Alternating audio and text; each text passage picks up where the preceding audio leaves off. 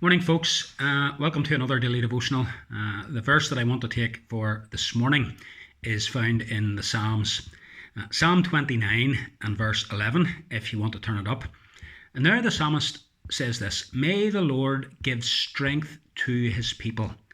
May the Lord bless his people with peace. It's wonderful to have the strength to do a particular job.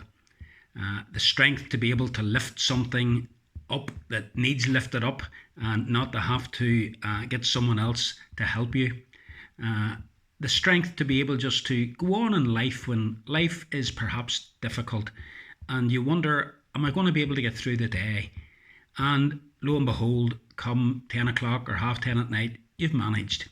You have been given the strength, and the Lord does give strength to his people just to get through everyday life, and particularly to get through those times when we are facing trials and difficulties.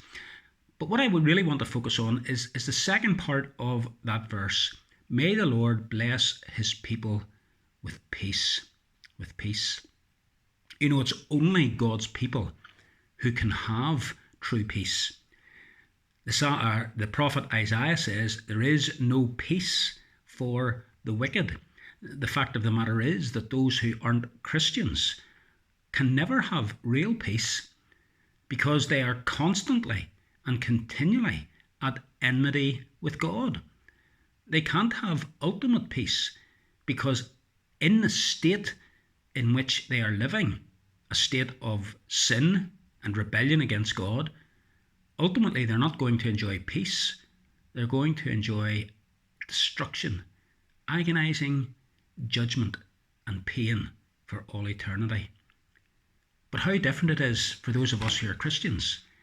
We have peace in the sense that God has made peace with us through the Lord Jesus Christ. We read in Romans chapter 5, being justified by faith, we have peace with God.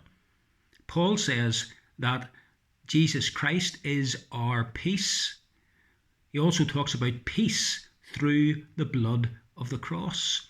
Now, it's wonderful to have this objective peace, to know that whenever our days in this world come to an end, that we are entering into eternal peace. What a wonderful blessing that is. But there's also the peace that comes in everyday life. I think it's what Paul describes in Philippians 4 as the peace of God that passes all understanding. It's that quietness, that tranquility, that ability, even in the midst of a storm, not to be in any way rattled. That ability in the midst of problems and difficulties to nevertheless have that calmness. And brethren, the psalmist prays, may the Lord bless his people with peace. And it's my prayer that as we go into the new year, that each one of you will know that peace individually. That God will give you peace in your hearts. I know that some of you have been facing and are continuing to face difficulties and trials. Some of you have health concerns. Others of you, life's moving on and you're another year older. And with the aging process comes the limitations. Perhaps you're not able to drive the way you used to. Perhaps you're not able to get out as much as you used to. You know the limitations of the weaker body not functioning as well as once it did.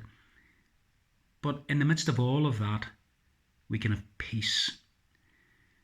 It's also my prayer that the Lord will not just give us peace individually, but He'll give us peace collectively. In our two congregations, Blenheim and Ballylane, we've been greatly blessed these last couple of years. We've known a tremendous measure of peace among God's people. And brethren, that's what my heart's desire is for 2021.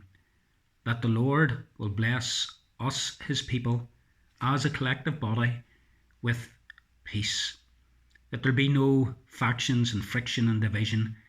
That there will be that love and unity that we are enjoying, and that in the year ahead it'll become even stronger. May the Lord give strength to his people. May the Lord bless you, his people, us, his people, with peace. That's my prayer for 2021. Have a great day.